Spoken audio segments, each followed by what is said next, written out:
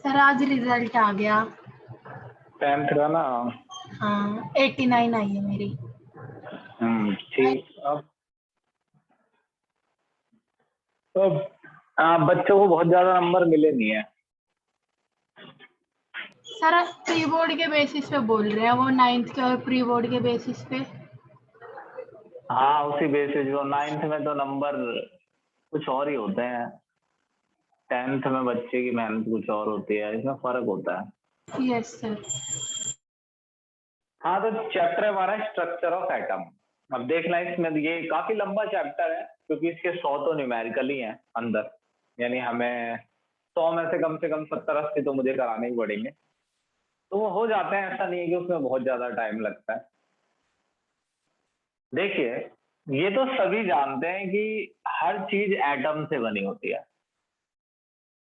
सुनना, बहुत simple way में समझाऊंगा मैं इसे। Everything is made up of atom. तो ये तो सभी जानते हैं कि हर चीज एटम से बनी है। अब एटम जो होता है वो सबसे छोटा पार्टिकल होता है। ये हम 9th से 8th से पढ़ते आ रहे हैं कि किसी भी बॉडी के अंदर, किसी भी मैटर के अंदर जो सबसे छोटा पार्टिकल होता है वो एटम होता है। हमने ये भी सुना है कि एटम के अंदर 3 पार्टिकल होते हैं, इलेक्ट्रॉन, प्रोटॉन और न्यूट्रॉन। इन्हें कहते हैं सब एटॉमिक पार्टिकल, यानी ये एटम के अंदर मौजूद पार्टिकल है, सब एटॉमिक पार्टिकल। ये मैं कोई समझा नहीं रहा हूं, कहने का मतलब है ये तो मैं बस बोल रहा हूं कि एटम में 3 पार्टिकल होते हैं। समझना जो हमें है वो ये है, डिस्कवरी ऑफ इलेक्ट्रॉन, कि इलेक्ट्रॉन कैसे पता लगा कि एटम के अंदर इलेक्ट्रॉन मौजूद है।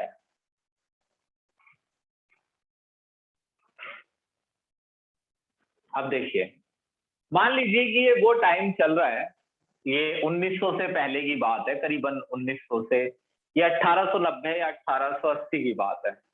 मान लीजिए ये वो टाइम चल रहा है जिस समय साइंटिस्ट एटम्स को तो जानते हैं कि एटम होते हैं, क्योंकि एटम तो बहुत पुराने टाइम से जानते हैं साइंटिस्ट, लेकिन वो ये नहीं जानते हैं कि एटम के अंदर ये पार्टिकल्स होते हैं, इलेक्ट्रॉन, प्रोटॉन और न्यूट्रॉन। उस समय तक लोग ये सोचते थे कि एटम लास्ट पार्टिकल है और वो किसी चीज से मिलकर नहीं बना। लेकिन बाद में ये पता लगा कि एटम को भी डिवाइड किया जा सकता है इलेक्ट्रॉन, प्रोटॉन और न्यूट्रॉन में। जब कोई चीज 3 चीजों से मिलकर बनी है तो उसे डिवाइड भी किया जा सकता है उन 3 चीजों में। और ये बड़ा एक्सपेरिमेंट आसान है अगर आप इसको समझें आसानी से। हुआ क्या कि साइंटिस्ट ये सोचते थे कि क्यों ना एक एक्सपेरिमेंट करके देखा जाए, क्या गैस इलेक्ट्रिसिटी कंडक्ट कर सकती है। सुनना, गैस गैस इलेक्ट्रिसिटी कंडक्ट कर सकती है, इसका मतलब क्या? एयर में इलेक्ट्रिसिटी फ्लो कर सकती है, इसका मतलब है कि अगर 2 वायर ओपन हो, एक वायर मेरे पास है और एक वायर खुला हुआ करंट वाला कोई दूसरा लेकर बैठा है, तो क्या करंट वायर से उस वायर तक एयर के थ्रू जा सकता है? कहने का मतलब ये है। तो इन्होंने ये एक गिलास की ट्यूब ली है, ये गिलास है पूरा, गिलास की ट्यूब में मेटल लगा हुआ है। ये जो 2 साइड में ये दिख रहा है आपको, ये मेटल है, ये और ये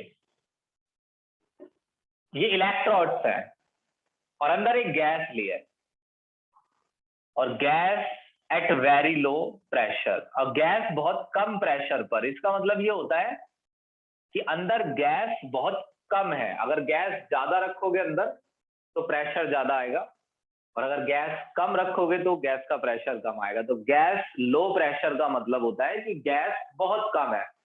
अब ये क्योंकि गैस इन्होंने कम ही ली है, क्योंकि वो एक्सपेरिमेंट करने की कोशिश काफी टाइम से कर रहे थे, तो उन्हें उतनी नॉलेज हो गई थी उस समय तक कि ये एक्सपेरिमेंट करने के लिए गैस कम ही लेना जरूरी है। अब अगर मैं इसे एक इंडक्शन कॉइल से जोड़ दूं, इंडक्शन कॉइल बोले तो एक ऐसी चीज जो हाई वोल्टेज दे सकती है। भाई बैटरी इतनी हाई वोल्टेज नहीं दे सकती है जितने की नीड है। ये जो इंडक्शन कॉइल है इसका ये हिस्सा माइनस है, ये प्लस, तो ये माइनस वाला यहाँ माइनस हो जाएगा, जो प्लस से जुड़ा है वो प्लस। तो ये जो माइनस है इसको कैथोड बोलना है और जो प्लस है इसको एनोड। अब सवाल है इंडक्शन कॉइल क्यों ली गई, क्योंकि ऐसा है कि इंडक्शन कॉइल हाई वोल्टेज बना सकती है। इंडक्शन कॉइल ऐसी भी आती है जिनसे आप 1,00,000 वोल्टेज तक दे सकते हैं। तो ये 10,000 वोल्ट से ज्यादा वोल्टेज दे सकती है आसानी से। बैटरी इतनी वोल्टेज नॉर्मली नहीं बना पाती है, मुझे नहीं लगता कोई भी बैटरी इतनी बना पाएगी। इंडक्शन कॉइल बना सकती है, भी बैटरी की तरह ही समझिए इसे, क्योंकि इस पे कोई सवाल नहीं आने वाला है। सवाल तो डिस्कवरी ऑफ इलेक्ट्रॉन पे भी नहीं आता है, और कई सही मायने में तो ये काफी टाइम से कुछ स्कूलों में सिलेबस में रहता है और कुछ में नहीं रहता है, लेकिन हम पढ़ा देते हैं पूरा क्योंकि इसमें बहुत ज्यादा टाइम नहीं लगेगा। हाँ, तो हुआ ऐसा कि करंट फ्लो नहीं करना चाहिए, और उसका सबूत है कि यहाँ एक बल्ब लगा के रखिए। अगर ये बल्ब ग्लो करा तो करंट फ्लो कर रहा है, और अगर बल्ब ग्लो नहीं कर रहा है तो करंट फ्लो नहीं कर रहा है। लेकिन जैसे ही स्विच ऑन किया गया बल्ब ग्लो कर गया, इसका मतलब है कि करंट फ्लो हो रहा है। अब करंट की एक खासियत होती है, ये तो आपको 10th से ही पता होगा, कि करंट की एक खासियत ये होती है कि करंट तभी फ्लो करता है जब सर्किट कंप्लीट हो, यानी यहां से जुड़ा हुआ वायर यहां तक आ जाना चाहिए वापस। ये है सिंपल लैंग्वेज में सर्किट क्लोज का मतलब, जब सर्किट क्लोज हो। लेकिन यहाँ सर्किट क्लोज की तो छोड़िए, यहाँ इतना बड़ा गैप है, यहाँ छोटा मोटा कट नहीं है, बल्कि इन दोनों के बीच में कुछ नहीं है, यानी कि सर्किट क्लोज है, कटा हुआ है पूरी तरीके से, ओपन क्लोज नहीं है। क्लोज होता है मतलब वायर में कहीं कट ना हो। ये यहीं से सीख लीजिए कि आप अपने वायर को कहीं से भी काट दीजिए, घर के पीछे से या आगे से, करंट फ्लो होना बंद हो जाएगा, क्योंकि जैसे ही सर्किट इनकम्प्लीट होगा तो करंट फ्लो नहीं होगा। लेकिन यहां करंट फ्लो हो रहा है जबकि सर्किट इनकम्प्लीट है। तो ये बात ये साबित करती है कि ये करंट गैस की वजह से फ्लो हो रहा है।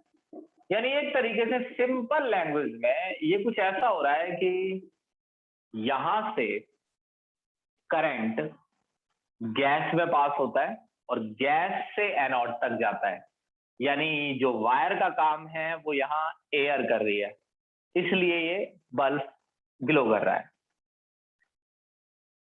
तो ये तो बात साबित हो गई कि गैस इलेक्ट्रिसिटी कंडक्ट कर सकती है, मगर उसका कुछ कारण है, उसके कुछ स्पेसिफिक टर्म्स हैं कि वो कब इलेक्ट्रिसिटी कंडक्ट करेगी। इसके लिए प्रेशर बहुत कम हो और वोल्टेज बहुत हाई हो, तब वो इलेक्ट्रिसिटी कंडक्ट करेगी गैस।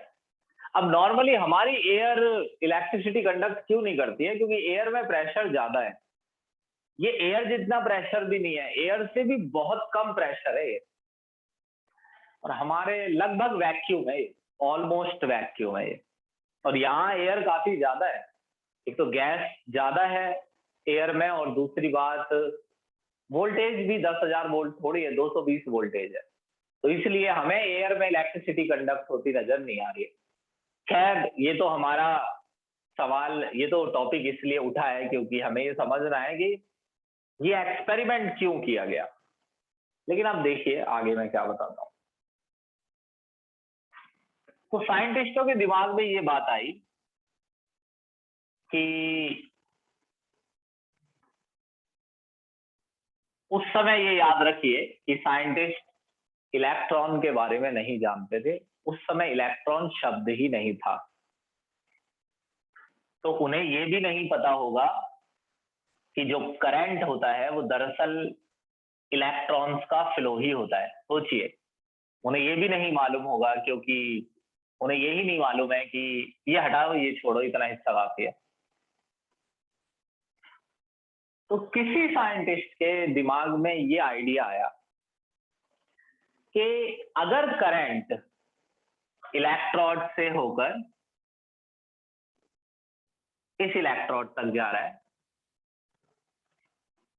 तो कुछ तो ऐसा होगा जो यहां से निकल रहा है और इस तरफ बढ़ रहा है, जो चार्ज को ले जा रहा है। मेरे कहने का मतलब, दरअसल देखिए, अगर आप करंट को समझें तो करंट इलेक्ट्रॉन्स के फ्लो को ही कहते हैं। जहां इलेक्ट्रॉन फ्लो करता है वही हिस्से को करंट बोला जाता है, वहीं पर ही करंट फ्लो कर रहा है। ये आज हम जानते हैं, लेकिन उस समय इलेक्ट्रॉन शब्द नहीं था, ये भी समझ लीजिए।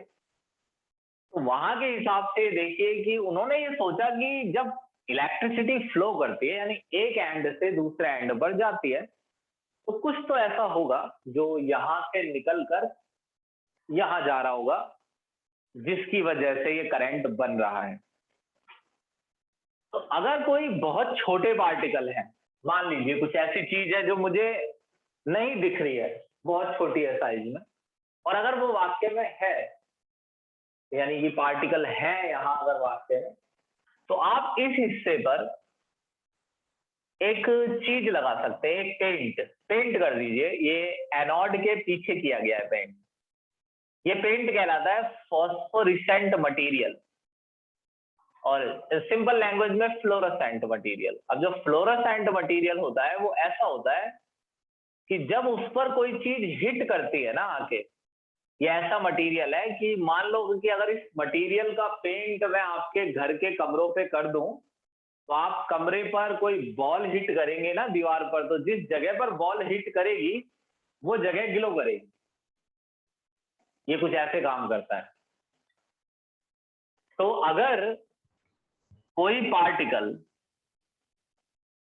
एक एंड से दूसरे एंड पर जा रहा है,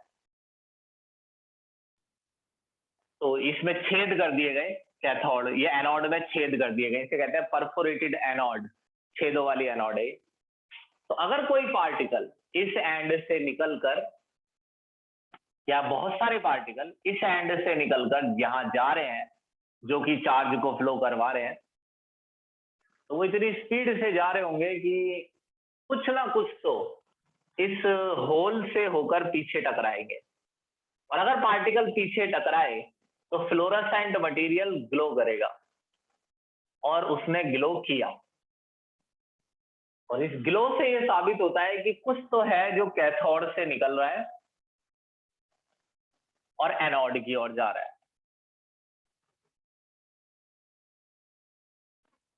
इस चीज को इन्होंने कैथोड रे नाम दिया, कि भाई कुछ चीज है कैथोड रे, कि कुछ है जो कैथोड से निकलता है और एनोड तक जाता है।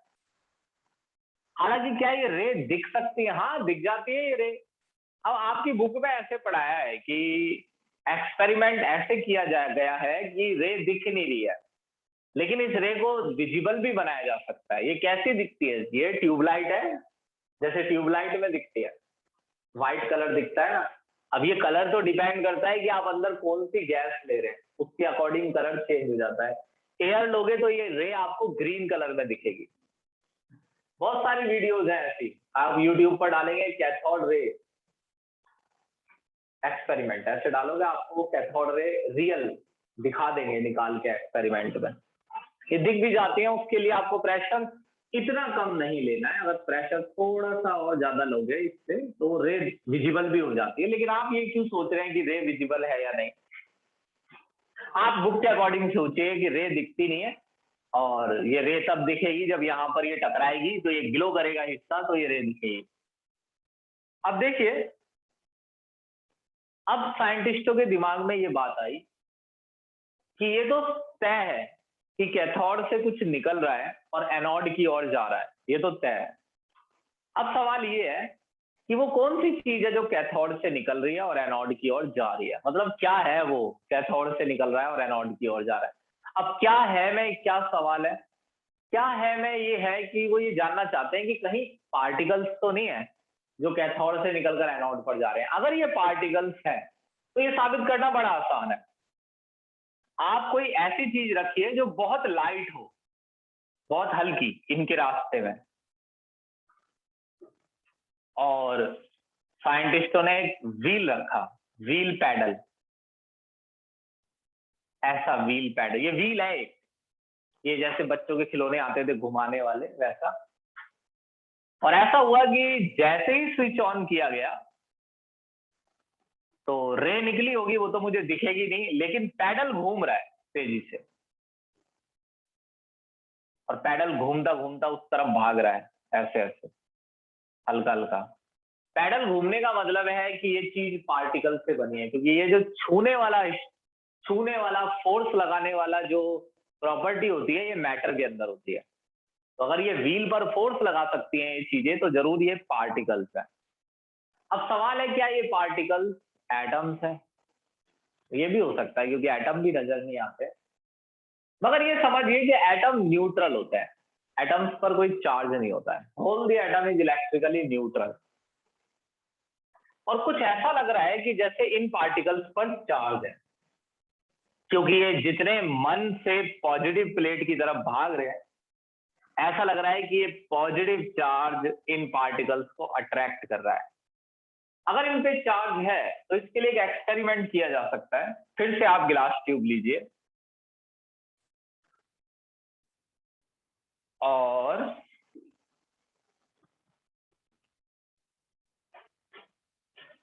यहां पर एक मैग्नेट लगाइए जिस पर पॉजिटिव चार्ज हो, और ये मैग्नेट आप नीचे भी लगा सकते हैं, नीचे माइनस चार्ज कर देना। यानी आपने एक प्लेट लगा ली, कुछ भी मैग्नेट हो या कोई प्लेट हो जो आपने लगा ली है, वो ये प्लेट क्या करेगी कि जो रे है उसे अपनी तरफ अट्रैक्ट करेगी, और होगा ऐसा कि ग्लो यहां आना बंद हो जाएगा, और आप यहां पर फोस्फोरेसेंट मटेरियल लगा लीजिए अब, और अगर ग्लो यहां आ रहा है तो इसका मतलब रे सीधा ना टकरा के अब ऊपर जा रही है, और ऐसा ही हुआ। इसका मतलब ये जो पार्टिकल्स हैं ये पॉजिटिव चार्ज की तरफ अट्रैक्ट होते हैं, और अगर ये पार्टिकल पॉजिटिव चार्ज की तरफ अट्रैक्ट होते हैं तो ये नेगेटिव चार्ज है इन पार्टिकल्स पर, और नेगेटिव चार्ज ही प्लस की तरफ अट्रैक्ट होता है। तो इन सभी एक्सपेरिमेंटों का रिजल्ट ये निकला कि ये जो पार्टिकल्स हैं ये निकले तो इसी में से है ना, कैथोड, और कैथोड बना किससे है? मैटर से। यानी मेटल, और मेटल है क्या? मैटर। और मैटर किससे बना है? एटम, और एटम तो न्यूट्रल होता है, मगर ये पार्टिकल्स नेगेटिवली चार्ज है, तो जरूर ये एटम के अंदर मौजूद है। फिर और भी एक्सपेरिमेंट किए गए होंगे, अब क्या वैज्ञानिक बनोगे क्या इसी क्लास में? नेगेटिव चार्ज पार्टिकल, तो एटम्स के अंदर ऐसे पता चला कि नेगेटिव चार्ज पार्टिकल होते हैं। तो कैथोड रे एक्चुअली में, रिजल्ट ये है इस एक्सपेरिमेंट का कि कैथोड रे एक्चुअली में एक लहर है, स्ट्रीम है नेगेटिव चार्ज पार्टिकल्स की, जो एटम के अंदर मौजूद होते हैं। ये बात आई समझ गए? Yes sir. अब अगली चीज देखिए, इसका स्क्रीनशॉट लीजिए जल्दी।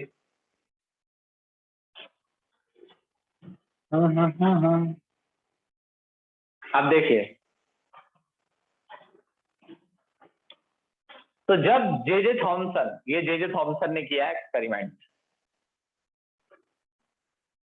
तो जब जे थॉमसन ने ये एक्सपेरिमेंट कर लिया, तो ये उस समय की बात है, ये 1890 के करीब की बात है, और ये रदरफोर्ड, बोर्ड और प्लांक और हेनरी मोजले, ये सब एक ही साथ के साइंटिस्ट हैं, ये लगभग एक ही कॉलेज में पढ़ने वाले जैसा सीन है।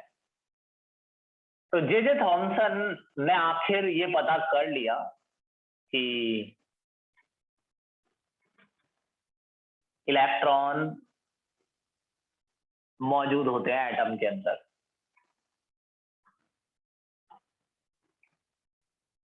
अब एक चीज पता चली, देखिए, अगर electron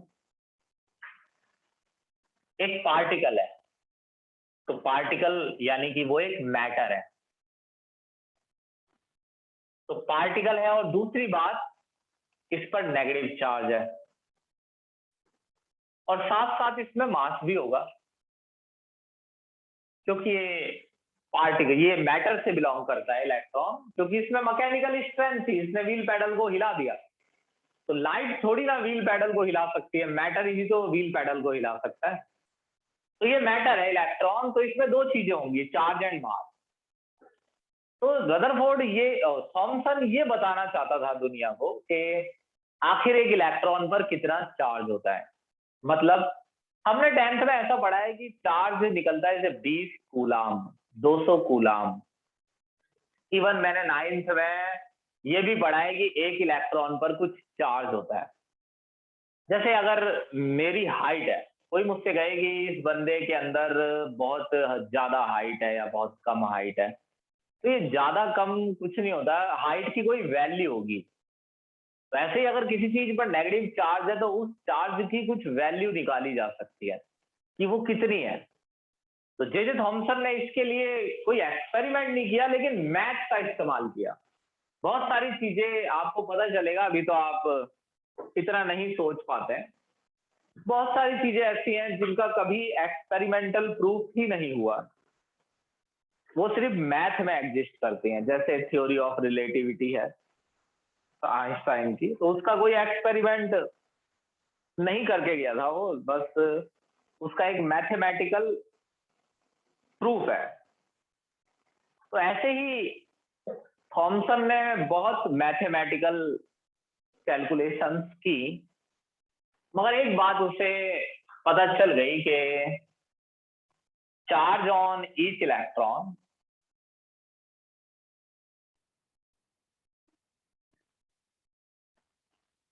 and mass of each electron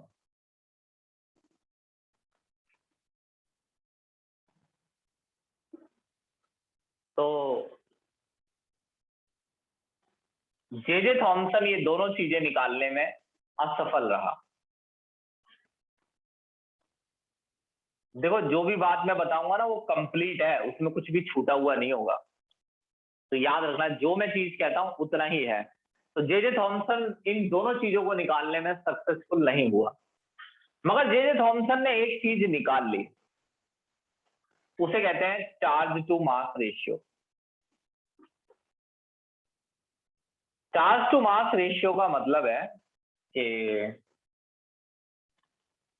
charge to mass ratio का मतलब है कि देखिए, ना तो जे थॉमसन को यह पता है कि चार्ज ऑन ईच इलेक्ट्रॉन क्या है, कि एक इलेक्ट्रॉन पर कितना चार्ज है, ये नहीं पता है इसकी वैल्यू, और ना ही मास पता है इलेक्ट्रॉन का। मगर जे थॉमसन को यह पता है कि अगर कोई कल को चार्ज इलेक्ट्रॉन का निकाल ले और मास निकाल ले इलेक्ट्रॉन का, और चार्ज को मास से डिवाइड करे, तो ये आएगा।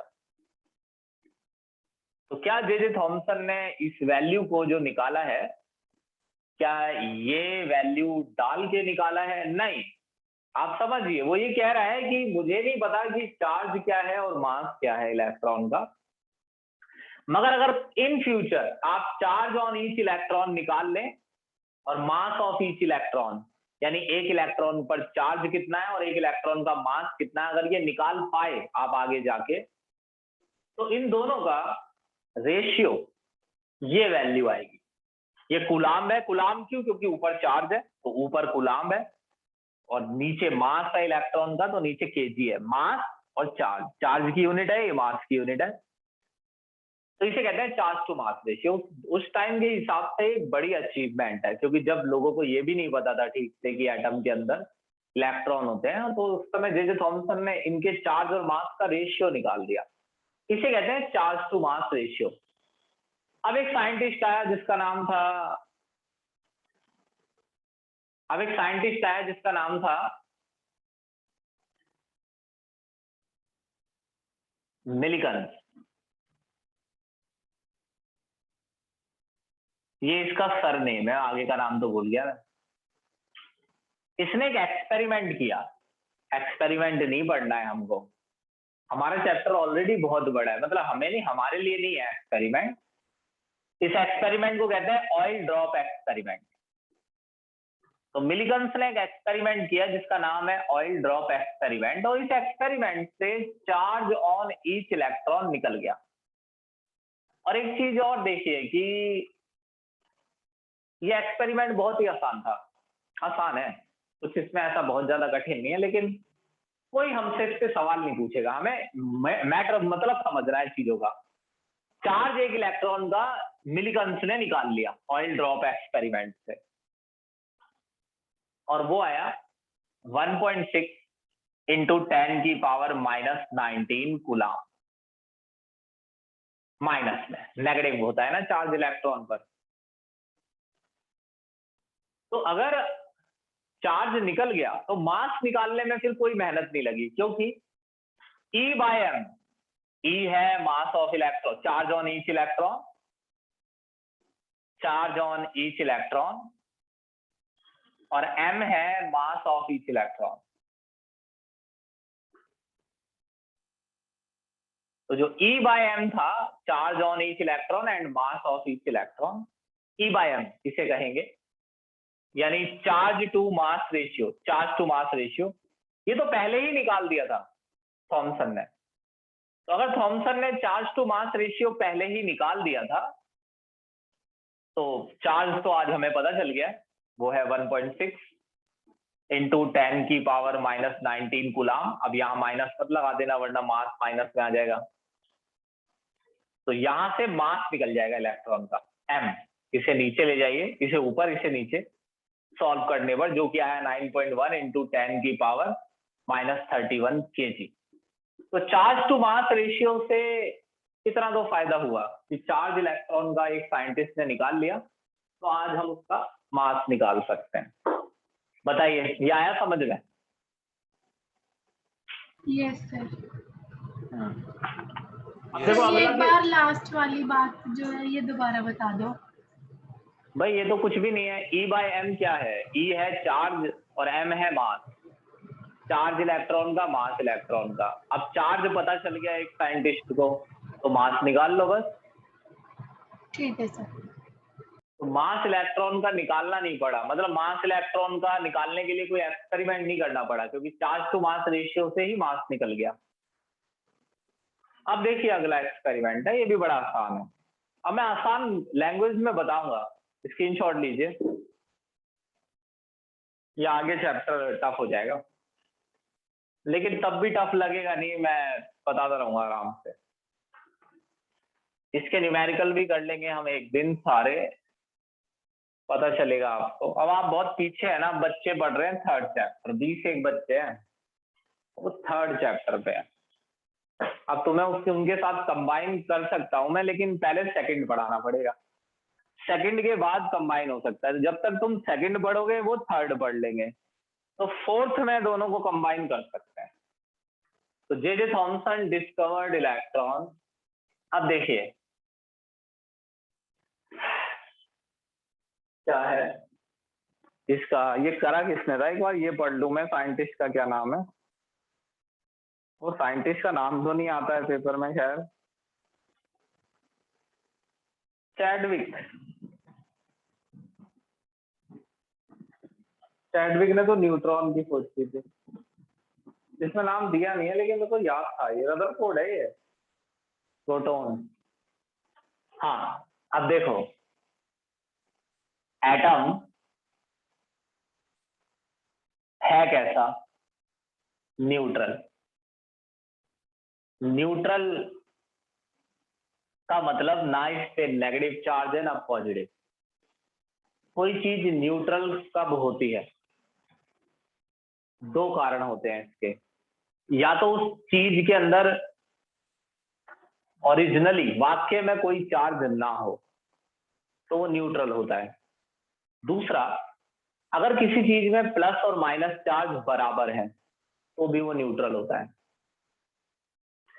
अब हमें ये तो पता चल गया है कि एटम के अंदर इलेक्ट्रॉन होते हैं और उन पर नेगेटिव चार्ज होता है। समझना मेरी बात को, एटम के अंदर इलेक्ट्रॉन होते हैं और इलेक्ट्रॉन्स पर नेगेटिव चार्ज होता है, लेकिन एटम तो नेगेटिव नहीं होता, एटम न्यूट्रल होता है। अब ये गारंटी है कि इसके अंदर पॉजिटिव चार्ज भी है और वो भी बराबर, क्योंकि अगर नेगेटिव और पॉजिटिव चार्ज बराबर होगा तभी ये न्यूट्रल रह सकता है। यानी अब हमें खोज करनी चाहिए कि कहीं ऐसा तो नहीं है कि एटम के अंदर दूसरे पार्टिकल्स भी होते हों जिन पर पॉजिटिव चार्ज हो। ये बात आई समझ में? Yes sir. तो अब हमने एक एक्सपेरिमेंट करना है, वो कम समझ में आता है लेकिन आ जाएगा समझ में, देखना। मैं बड़े आराम से बताऊंगा, अब सुनो, एक ही बारी में समझा दूंगा मैं। ये मिटा रहा हूं मैं। तो ये मैंने आपको ये कन्वेंस किया कि लोगों ने कैसे सोचा कि अंदर दूसरे पार्टिकल भी हैं, और पता कैसे लगेगा उनका, बड़ा आसान है। सेम एक्सपेरिमेंट रिपीट करना है, और ये है डिस्कवरी ऑफ प्रोटॉन।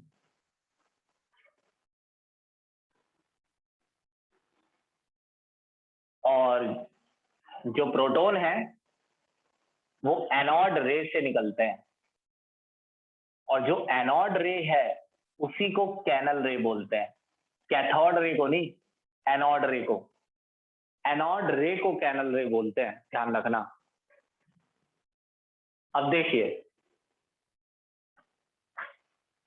तो इसी एक्सपेरिमेंट में वापस आ जाते हैं, और ये ट्यूब्स ज्यादा बड़ी नहीं बनाएंगे क्योंकि हमें कई ट्यूब बनानी पड़ेगी। मैं लिखूंगा कुछ नहीं, लेकिन मैं फिगर से आपको सब समझा दूंगा।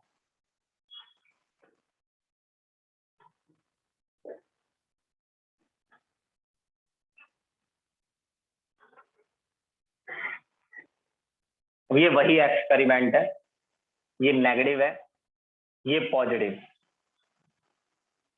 तो हमें कैसे पता चला कि इलेक्ट्रॉन मौजूद है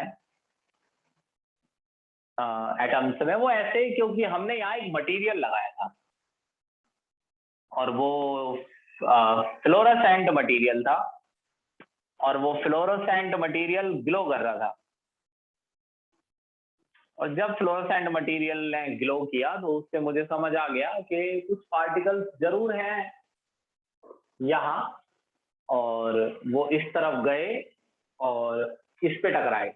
इसीलिए ये मटेरियल ग्लो ही तब करता है जब इस पर पार्टिकल्स टकराते हैं। तो इलेक्ट्रॉन इस तरफ क्यों भाग रहे हैं? क्योंकि उन पर नेगेटिव चार्ज है। ये आज तो, उस दिन तो नहीं पता था, लेकिन आज हमें पता है कि इलेक्ट्रॉन इस तरफ क्यों भागे, क्योंकि उन पर नेगेटिव चार्ज है, और वो प्लस की तरफ भागे, प्लस को अट्रैक्ट करता है माइनस। और वही अब आप किस चीज की खोज कर रहे हैं? ऐसे पार्टिकल्स जिन पर पॉजिटिव चार्ज हो। तो अगर वो है भी तो वो किस तरफ भाग रहे होंगे? पॉजिटिव प्लेट की तरफ। और इस प्लेट से हो सकता है निकलते नजर आए, और पॉजिटिव प्लेट की, नेगेटिव प्लेट की तरफ भागे, क्योंकि नेगेटिव पार्टिकल नेगेटिव प्लेट से प्लस की तरफ भाग रहे हैं, तो जरूर पॉजिटिव पार्टिकल पॉजिटिव प्लेट से माइनस की तरफ भागेगा। और अगर ये अंदर है तो, और ये पता करने का तरीका है कि यहां पर आप फिर से फॉस्फोरेसेंट मटेरियल लगा लीजिए, और अगर ये हिस्सा भी ग्लो कर रहा है तो इसका मतलब रे सिर्फ एक ही तरफ नहीं निकल रही है, रे दोनों तरफ निकल रही है। जो इस तरफ रे जा रही है वो कैथोड रे है, क्योंकि ये कैथोड से निकल रही है, और जो इस तरफ रे जा रही है वो एनोड रे है। ऐसा लग रहा है जैसे ये एनोड से निकल रही है। तो ये तो साबित कुछ ही दिनों में हो गया कि एनोड रे भी है अंदर, यानी अंदर पॉजिटिव पार्टिकल्स भी हैं। मगर इसमें कुछ एक दो सेंटेंस आते हैं जो आप पढ़ के समझ ही नहीं सकते जब तक कि आप ये मेरी बात ना समझ लें। हालांकि मैं अभी भी आपसे कह रहा हूं ये पेपर में आएगा नहीं।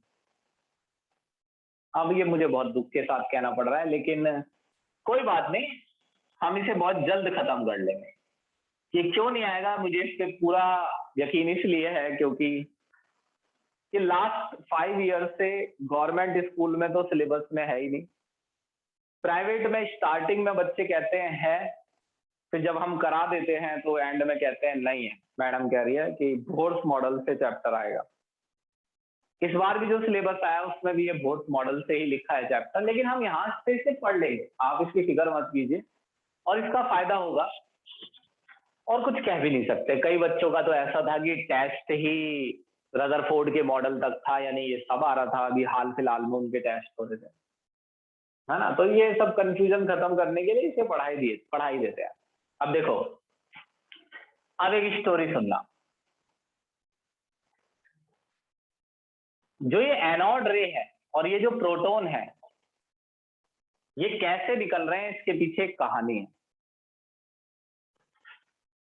ये तभी निकलते हैं, ये प्रोटॉन, जब अंदर हाइड्रोजन गैस लें।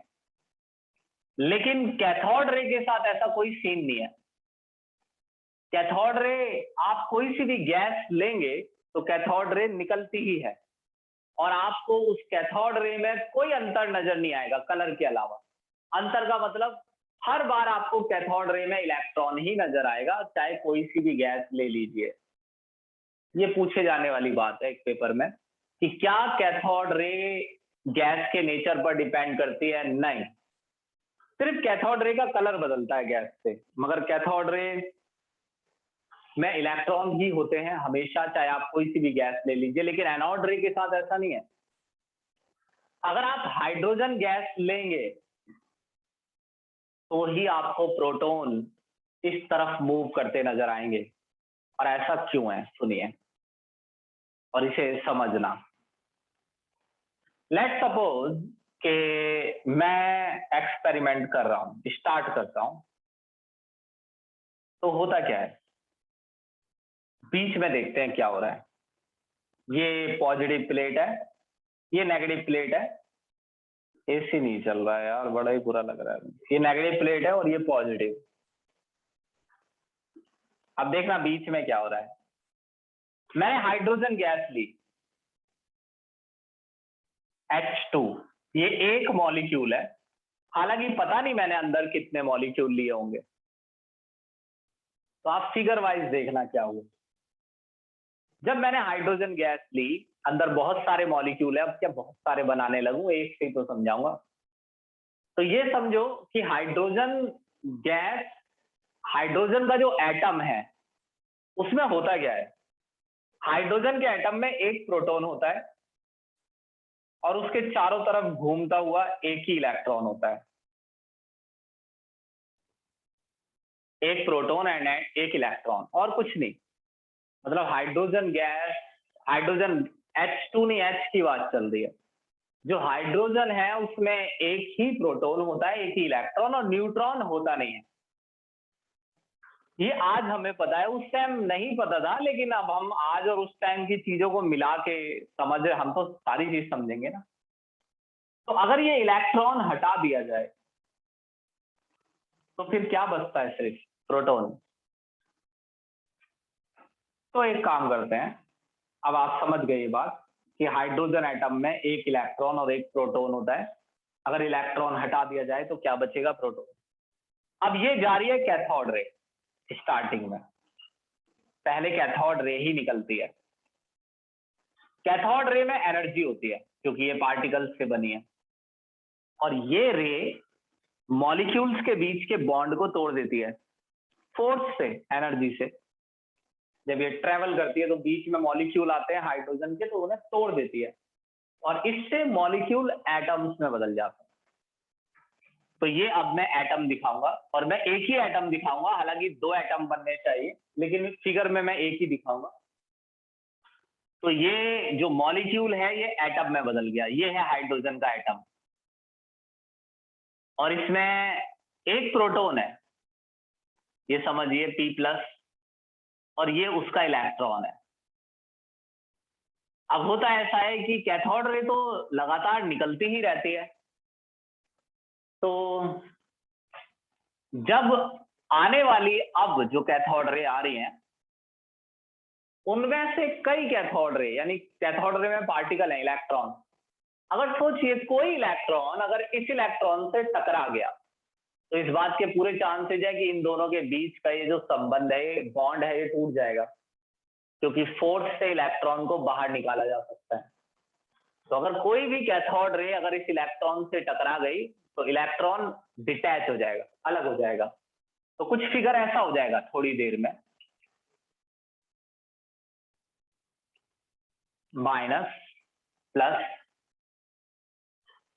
तो इलेक्ट्रॉन अलग हो जाएगा और प्रोटॉन अलग। अब ये इलेक्ट्रॉन तो कैथोड रे के साथ आगे बढ़ जाएगा प्लस के लिए, और प्रोटॉन इस तरफ मूव कर जाएगा। तो देखने वाली बात ये है कि ये जो प्रोटॉन है, जब ऐसे बहुत सारे प्रोटॉन एक साथ मूव करेंगे, जब ऐसे बहुत सारे प्रोटॉन अंदर बनेंगे, एक साथ ही बनेंगे और ये मूव करेंगे तेजी से, तो इसे एनोड रे बोलेंगे। मगर क्या एनोड रे एनोड से निकली है? नहीं, एनोड रे निकली है अंदर मौजूद गैस से। इसीलिए एनोड रे का नेचर गैस पर डिपेंड करता है।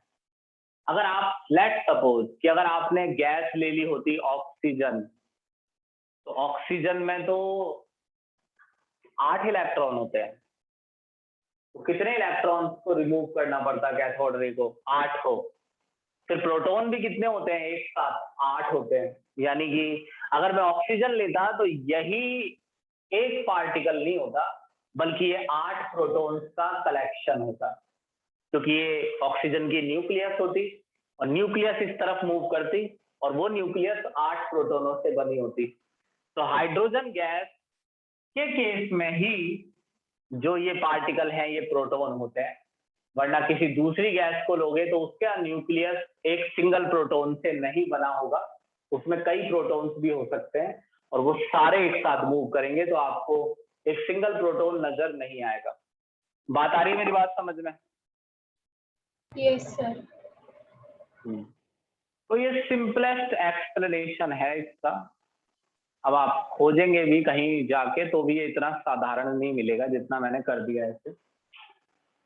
तो ऐसे पता चला कि प्रोटॉन अंदर मौजूद है। अब ये देखिए कि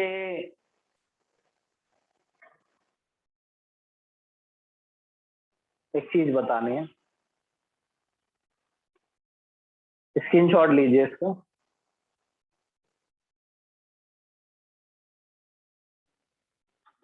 अब ये देखिए कि इसी तरीके से